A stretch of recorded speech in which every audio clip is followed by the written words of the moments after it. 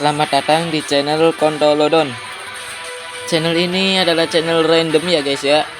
Mungkin ini adalah video terkontroversial dari saya ya. Jangan hujat saya guys. Bang, mengapa kaum religius itu lebih rusuh deh daripada kaum saintik ya guys? Iya enggak sih? Oke, untuk menjawab hal ini pertama-tama saya tidak mengeneralisasi atau memihak di pihak manapun ya.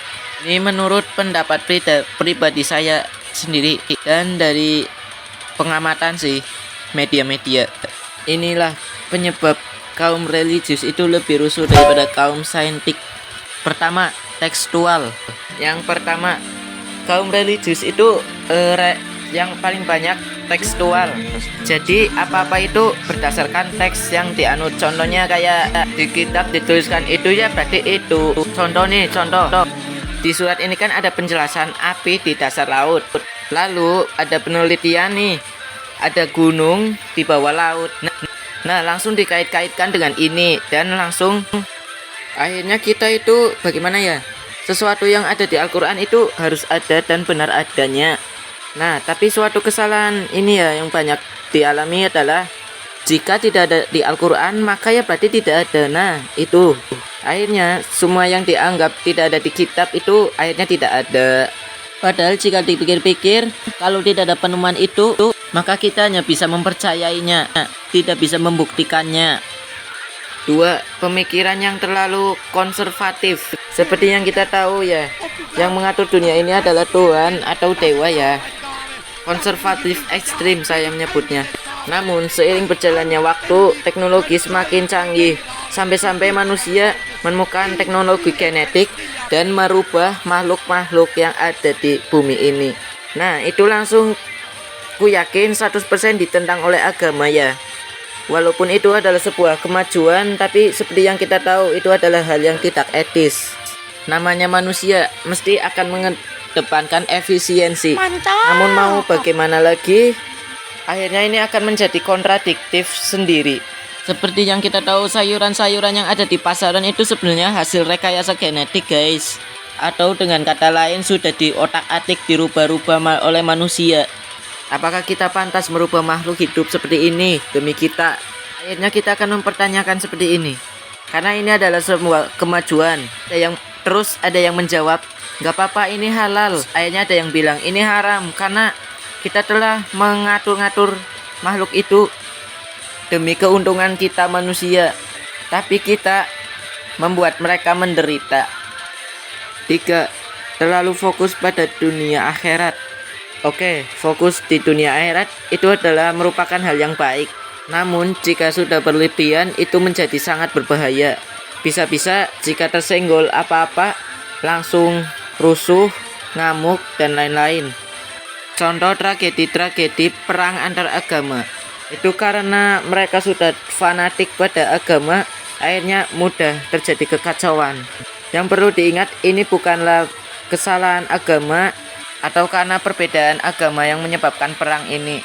Sebenarnya ada oknum yang ingin memecah belah kita.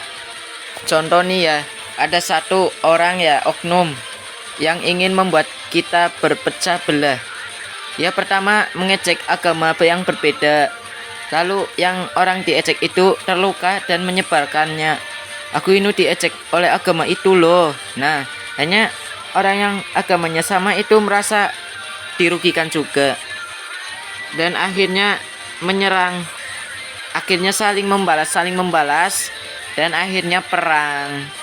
Perang itu lalu diembel-embeli dengan demi agama, demi surga. Ya bagaimana itulah. Berbeda dengan kaum saintik. Mereka berbacot argumen tapi bukan menyerang orangnya. Gimana ya jelasinnya? Saling adu argumen tapi secara sehat gitu loh.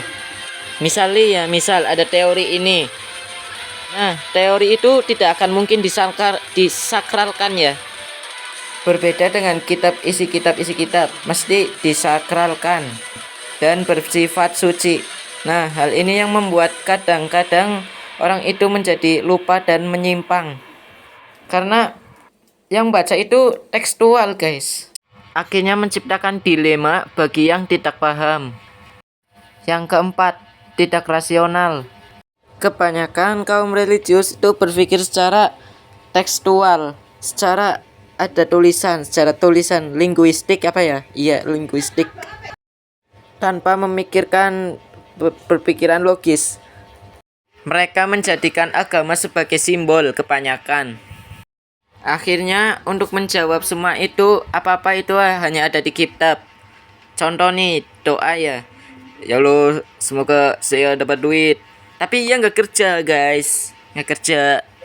Ya Allah, semoga nyuruh pacar gede. Tapi dia nggak kerja guys, nggak mencarinya. Sebenarnya kita manusia itu adalah pemimpin di dunia ini. Kita bebas melakukan apa saja, yang penting hal-hal yang positif. Namun sangat disayangkan orang-orang kaum beragama itu jarang menggunakan berpikir logis. Jadi akhirnya mereka kayak ketertinggalan lah. Ini sebabnya jika kita lihat dari ini, saya bukan bermaksud mendukung ya guys. Saya tidak ingin memurtadkan kalian. Saya tidak ingin kalian menjadi ateis. Tidak. Ini sebabnya orang-orang ateis itu gimana ya? Lebih cerdas lah. Lebih cerdas dari kita kaum beragama. Yaitu karena tidak ada batasannya guys. Tidak ada batasan untuk berpikir. Yang terakhir, agama dikaitkan dengan hal-hal yang logik.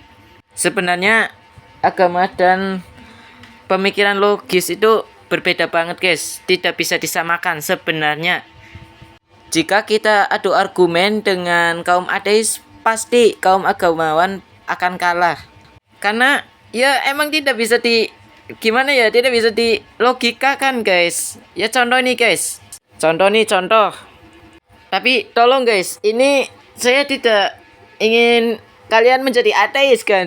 Tidak. Kuatkan iman dulu. Yang pertama, kayak gini ya, yang sering paling digunakan nih dalam argumen perbicaraan, apa itu Tuhan ya? Kita ada karena apa? Karena Tuhan. Oh, ini kan alam semesta ini banyak banget ya. Tuhan adalah Maha Kuasa. Contoh. Lalu ada orang ateis nanya, jika Tuhan berkuasa, mengapa banyak orang jahat, koruptor, dan lain-lain yang mengatur kita, membuat kita sengsara, membuat kita jatuh miskin, atau dan lain-lainnya lah. Nah, jawaban seperti itu sangat membingungkan. Jika kita jawab apapun yang paling benar, pasti akan salah. Contoh kita menjawab seperti ini. Ya, orang jahat dan orang baik itu sangat dibutuhkan. Itu adalah termasuk ujian untuk kita semua agar bisa masuk surga. Nah, menurut itu adalah jawaban yang paling benar. Lalu dijawab seperti ini oleh orang ateis. Nah ya, mana buktinya? Mengapa guys? Mengapa Tuhan yang Maha Kuasa itu tidak berani membunuh orang jahat? Mengapa? Apakah Tuhan jahat? Sampai kapanpun guys, nggak bisa dicocokkan dengan logika. Berbeda dengan kaum saintik, mereka lebih memikirkan rasionalitas, hal-hal logik, pokoknya yang bisa dihitung atau setidaknya masih bisa lah untuk masuk akal. Hal ini yang mendorong inovasi banyak di kaum saintis, ilmuwan-ilmuwan. Karena mereka berpikir dan selalu berinovasi dan selalu penasaran. Dikala kaum religius sibuk dengan dunia akhirat yang sangat berlebihan, contoh saja nih, misalnya contoh reaktor fusi ya guys, atau sering disebut matahari buatan. Nah, itu oleh kaum agamawan yang tidak paham akan dicap, itu menyamakan Tuhan, itu dosa wey. Gitulah pokoknya. Contoh lainnya, ilmuwan akan menghidupkan kembali hewan yang sudah punah. Nah, itu oleh kebanyakan orang yang beragamawan ya, atau religius dalam tanda kutip. Orang yang terlalu religius itu akan menganggap, wah itu ilmuwan kafir. Masa dia mempunyai hak untuk menghidupkan hewan yang telah punah? Akhirnya mereka itu menyerang orangnya. Dan juga akhirnya gimana ya, daripada berinovasi atau mencari hal-hal yang baik, malah dia yang rusuh.